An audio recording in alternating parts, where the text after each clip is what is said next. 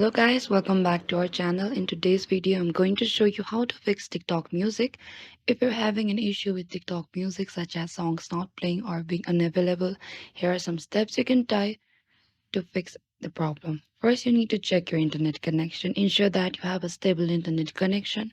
Poor connectivity can cause issues with loading music on TikTok. You should also try updating your TikTok app. Go to Play Store.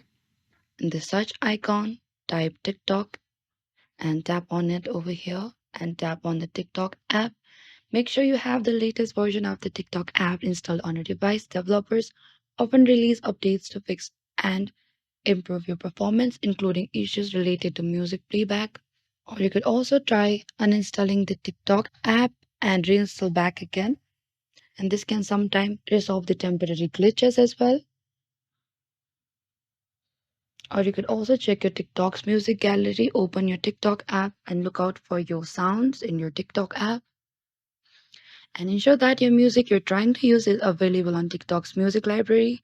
Sometimes songs may be restricted due to licensing agreements or other reasons.